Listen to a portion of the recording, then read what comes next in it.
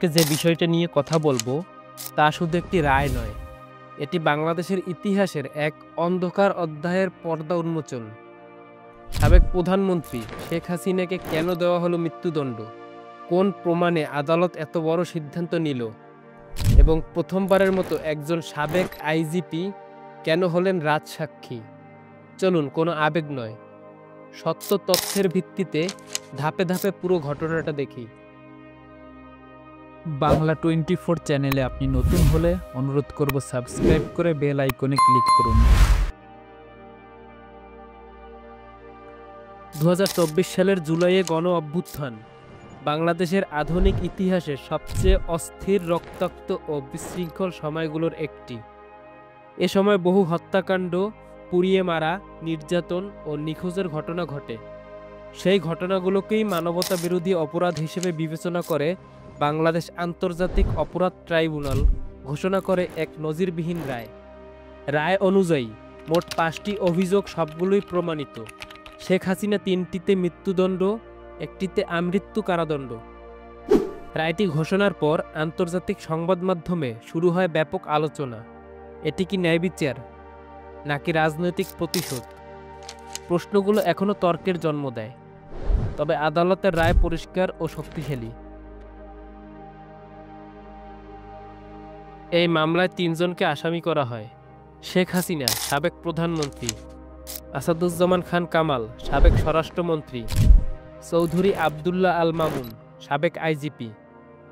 শেখ হাসিনা ও কামাল দুজনেই পলাতক, বর্তমানে তারা ভারতে অবস্থান করছেন। অন্যদিকে সাবেক আইজিপি মামুন একজন ঊর্ধ্বপদস্থ পুলিশ কর্মকর্তা, গ্রেপ্তারের পরে পুরো দেশের নজর কাড়েন এবং বাংলাদেশের ইতিহাসে প্রথম সাবেক আইজিপি হিসেবে রাজসাক্ষী হতে আবেদন করেন।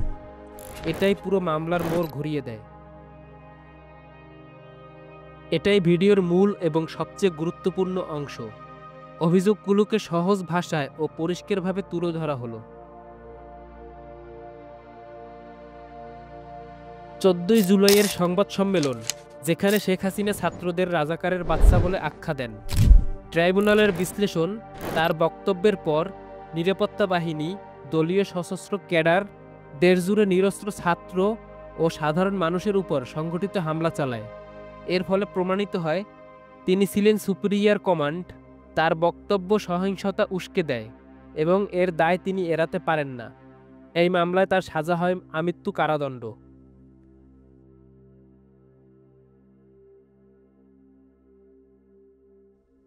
রায়ের ভাষ্য অনুযায়ী শেখ হাসিনা সশস্ত্র বাহিনীকে হেলিকপ্টার, ড্রোন ও মারাত্মক অস্ত্র ব্যবহার করে আন্দোলনকারীদের নির্মূল করার নির্দেশ দেন। এই অভিযোগটি ছিল সবচেয়ে রাজনৈতিকভাবে সংবেদনশীল, কারণ এর মাধ্যমে প্রমাণিত হয় গণহত্যার উদ্দেশ্য। এই মামলায় তার সাজা হয় মৃত্যুদণ্ড।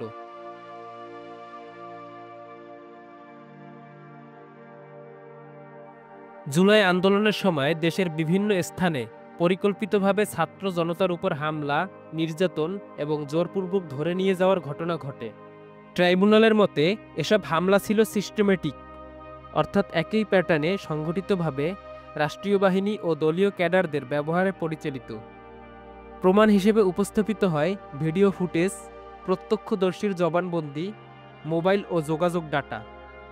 সব মিলিয়ে প্রমাণিত হয় হামলাগুলো ছিল পরিকল্পিত, নির্দেশ ছিল উচ্চ পর্যায় থেকে এবং এর প্রধান দায় শেখ হাসিনার উপর বর্তায়।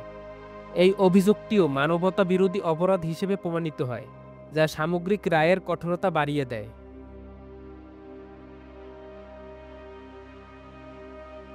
সেদিন আইনশৃঙ্খলা বাহিনী কোনো সতর্কতা ছাড়াই নিরস্ত্র মানুষকে সরাসরি গুলি করে। ট্রাইব্যুনাল পর্যবেক্ষণ করেন এটি ছিল পরিকল্পিত, পদ্ধতিগত ও মানবতা বিরোধী অপরাধ। এই মামলায় সাজা হয় মৃত্যুদণ্ড।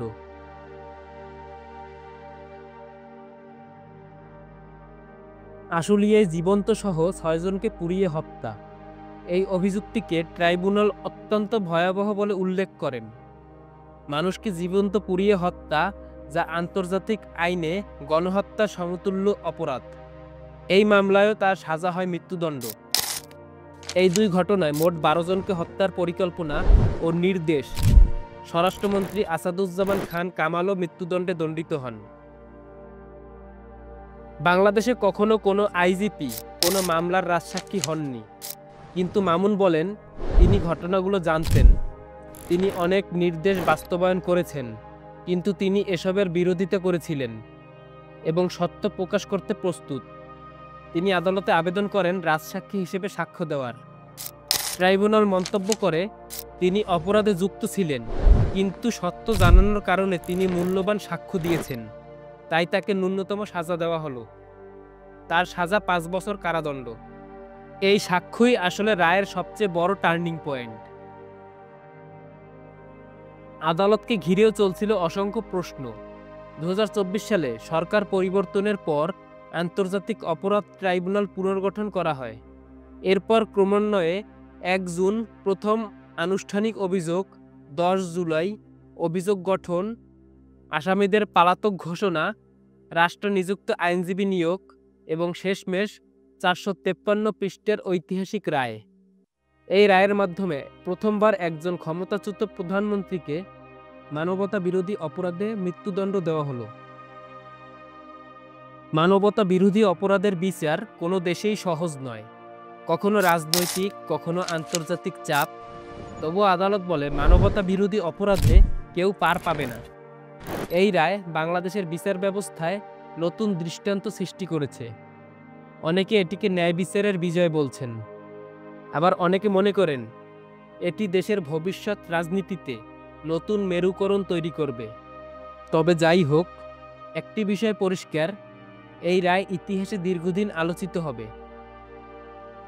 বন্ধুরা, এটাই ছিল আজকের বিস্তারিত রিপোর্ট। কেন শেখ হাসিনার বিরুদ্ধে মৃত্যুদণ্ডের রায় হলো। আমাদের ভিডিওটি যদি ভালো লাগে লাইক, শেয়ার আর কমেন্ট করতে ভুলবেন না। আজ এখানেই শেষ করছি। আসসালামু আলাইকুম।